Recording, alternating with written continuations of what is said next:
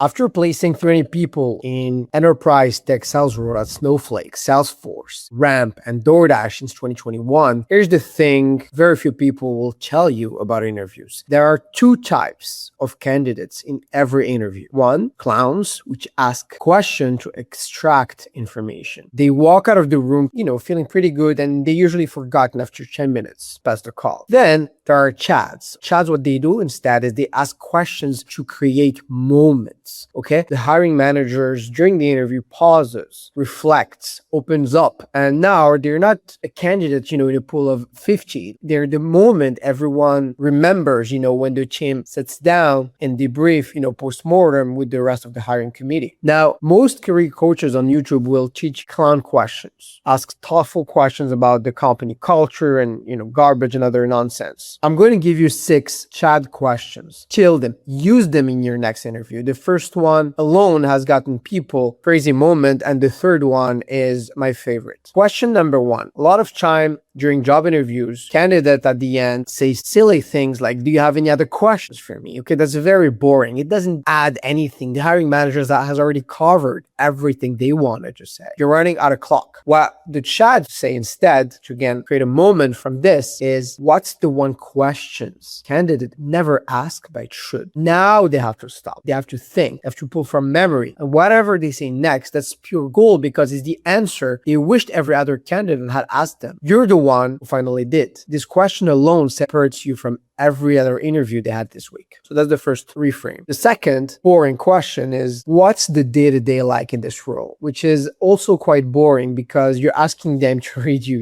the job description. A better way to get them to open up about the reality of the role is actually by saying something that's more visceral. What problem keeps you up at night that someone in this role could solve? Now you're not a candidate anymore. You're a solution, okay? How people perceive you, the question you ask, create a certain aura around you. And the first one, again, just extract. You're just a candidate. You're in your role. As opposed to here, you're pulling interesting threads, information that wants people to just keep you around. The hiring manager, again, opens up about what's actually frustrating them. And whatever they say next become the locus of attention for the rest of the interview. Like you're going to spend the rest of the call positioning yourself as the person who solves that exact problem. That's it. That's the play. Pretty straightforward once you realize it. The next one is my favorite question in the entire video. It's the one almost no candidate has the balls to ask. And in 4 years now coaching hundreds of people, there's always like a before and after. People start using this reframe,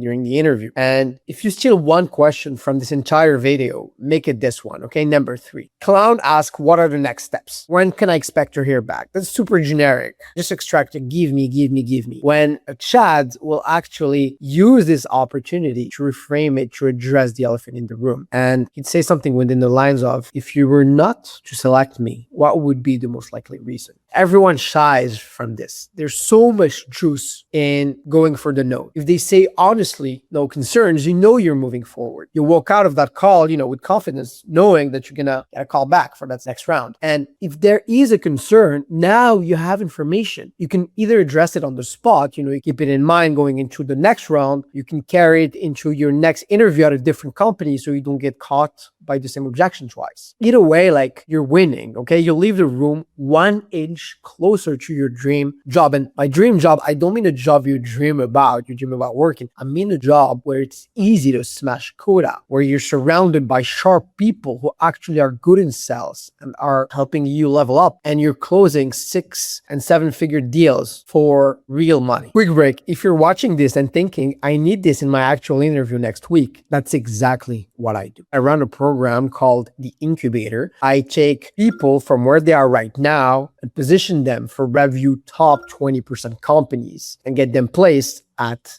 125K to 300K OTE in under 16 weeks. 300 placements since 2021. The majority of my clients already have sales experience, and many also do not. And I use the same 5-phase system every time. If you want a full interview playbook free, the first link in the description gets you the blueprint. And if you're ready to skip the line and work with me directly, then the second link books a strategy call. All right, back to question 4. What growth opportunities exist here? Okay, this question is all right in essence, but again, it's all about you. What's in it for me? The hiring manager has heard that like 100 times this month, and it doesn't teach them anything about you. Another better way to elevate essentially this question by asking something within the lines of, where have people who previously held this role struggled the most? Now, two things happen. One is you're showing proactivity. You're already thinking about how to be successful, not how to get promoted. And two, you're getting them to tell you exactly what to avoid in the first 6 months. Now, put yourself in the hiring manager's seat. Clowns, again, they ask, how do I get promoted? How do I get to the next level? Chad, on the other hand, they ask, like, how do I make sure that I don't fail and that I hit the ground running, can contribute with your revenue target fast? Okay, and it's the Chad again that gets hired every single time. All right, now number 5. Clown asks, can you tell me about the team I'll be working with? You can find that on LinkedIn in literally 30 seconds. You can just filter the job title that you're applying for, apply the geographic filter, and you're gonna have people's profile. It's a wasted opportunity. You're better off like just mentioning some of the people that you've seen, or maybe like talking with them and mentioning that during the call. Just mentioning it this way, it doesn't add any points basically to your candidacy. Chads force them to single out one person, and they say something closer to, if I join tomorrow, who on the team would I want to grab coffee with first and why? Now, they have to pick one human and tell you why that person stands out. They open up, they share a real story about a real teammate. You can use it in the next round if you meet that person. You can name drop them in the offer negotiation. You can build genuine rapport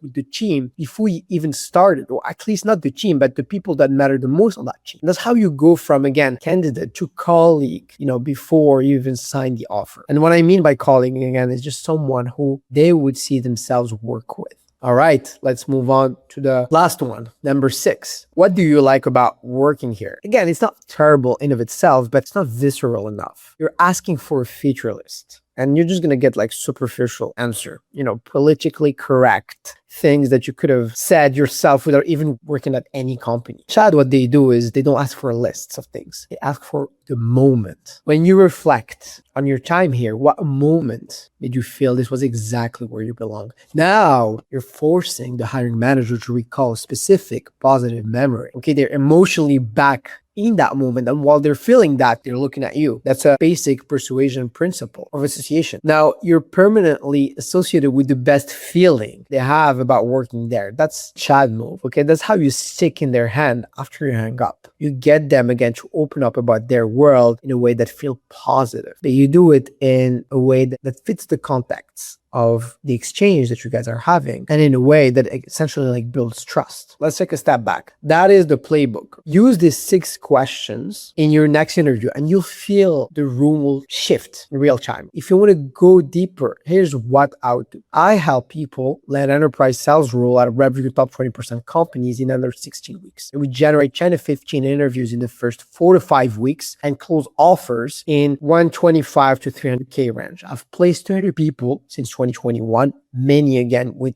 0 prior sales experience, though I have to admit I prefer working with people that already have somewhat of a sales experience, even if it's in hospitality or if it's non-tech environment, maybe in manufacturing. It could be even in tech environment, but maybe like a small startup and they want to level up. Again, I use the same 5-phase system every time, okay? There's 2 ways to plug in. The first link in the description is the full blueprint. It's free. You can start there if you want. There's the system on your own, or you can also watch other YouTube videos. The second link books a strategy call with me directly. Okay, that's the move if you want to compress the next 3 months of trial and error into one conversation. See you in the next one.